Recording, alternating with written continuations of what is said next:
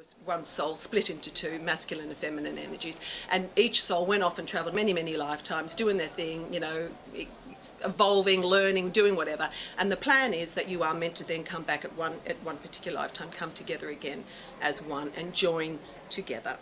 And it's a reunion, it's a twin flame reunion. But that is a very but when that happens, it's a very powerful, powerful energy, and it can be very it turns your life upside down, because what it is, it's a soulful, spiritual relationship, and whilst it's supposed to be a relationship and physical as well, it purely is a soulful, spiritual one. So usually when you meet a twin, one or two can be, but one is always on a spiritual path already, and I had already started on that, and I already was getting lots of messages anyway about sort of this connection.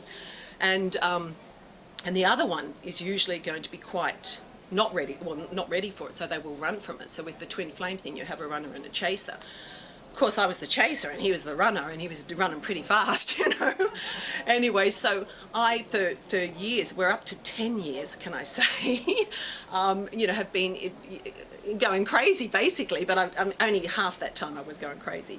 The other half, I got what the whole message is about the twin flames, and that journey really is about the journey to oneself. So that twin flame meeting is actually meant to take you into to yourself, to look at yourself, work through what it is that you have to better yourself in some way. Now mine was to actually find a sense of self-love and self-worth, and because that's what I was lacking, and I had no real passion to do anything, and yet the universe knew that I was meant to be doing something more than what I had been doing up till that time of meeting this guy. But that took me 3 years to realise that I was supposed to go within, and work it out myself, But I did, and again, it was somebody else, because when this guy came, it turned my world upside down, because I knew with all certainty that this guy was this one, but he was running, so I was sort of just waiting for him to wake up and come and get me, So every day I'm like, maybe today he will, maybe today he will. But my spiritual journey escalated because I had to actually go looking for help, because all of a sudden I've got all this feeling of knowingness and certainty going on inside of me, and yet I didn't, because it wasn't logical. This guy's running, and yet I'm feeling like we're meant to be together. It was this reawakening. So eventually, I was going up to the angels and everything, help, going, having psychic readings and doing whatever, because I needed to get answers, and I needed to know that I wasn't crazy, because it really can, just consume you, 24/7. They're on your mind, they're in your body nearly, Anyway, so I hadn't tapped into any creative talent by this point, and my sister, I rang her up, after probably, I'm up to year 3 here or whatever. She was sick of me. Rosemary, why don't you write it down, what you're feeling? Why don't you let out your feelings on a piece of paper? Anyway, so I said, I can't write, because one of my favourite words was I can't. It was so much easier to say that. And anyway, so I did end up just sort of writing down how we met and how I felt and this and that. And then about a year later, I reread it, and I thought it was quite funny. And I thought, because one good thing was I was born with a sense of humour, and I could always laugh at myself. So I kind of thought, and I started to read it, and I thought, this could make a good movie. And I saw this movie like Bridget Jones or Sex and the City, or something like that. And then I said to a friend, I said, I like my little story. And she said, well, perhaps you might want to write a book first, because that's usually how things happen. I said, well, I can't do it, so I'll have to get a ghostwriter to do it. So I went down that channel, and this ghostwriter came back with a few chapters. And I was like, I don't think I'd write that. That's not what I'd say. So then I just sat there and I thought, what would I say? I'd say this. And so I started type. And before I knew it, I was just typing, and I wrote about 4 chapters of this book, which I had never written anything in my whole entire life. And so I was kind of like, oh my God, maybe I might be able to do this. Maybe I do have a little bit of a talent. Anyway, so then So I said to the woman, how about you edit it and I'll write the chapters? And so she said, yeah, great idea. So within 2.5 months, I wrote my book. I listened to my heart, and I'd never written anything before. So once, and then obviously, I ended up going down the publishing route, which is great.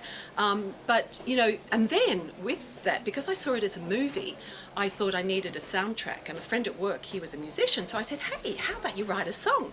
So you know, I've got this big movie plan going on here.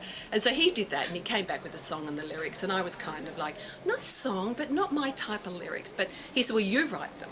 And I was like, "I can't write lyrics," you know. And of course, I had to write them. So I sat down and said, "Well, you know, what do I want to say about all of this?" You know.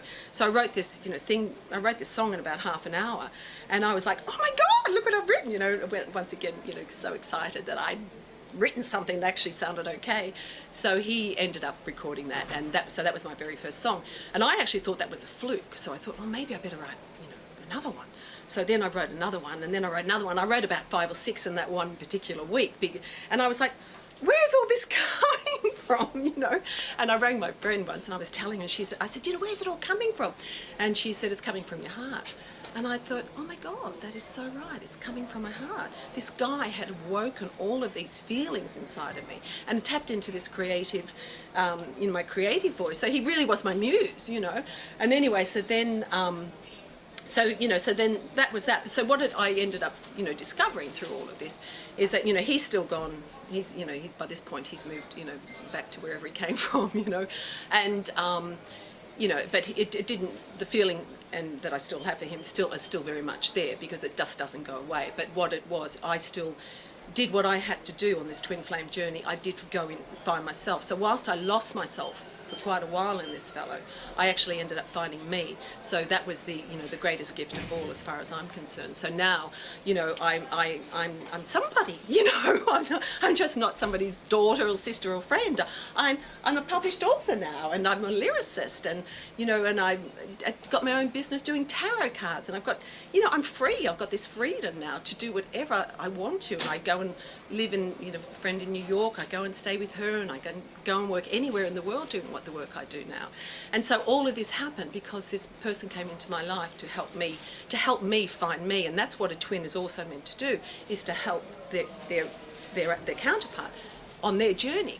So he has done that, you know. And also, you asked, I thought meant to get together, but you know, as I said, we're up to 10 years and we're not there yet, but that doesn't matter. Who knows what tomorrow will bring, you know. So we'll just sort of wait and see. But so that's sort of how I started out in my journey in my spiritual, and found my creative voice and my spiritual voice. So it really is that life is, you know, anything can happen at any time, you know, if you're open to it, and everything really does happen for a reason. And you know, I think if people can just really trust more in that, you end up living a really much more peaceful, happier life, trusting that the universe is actually going to look after you.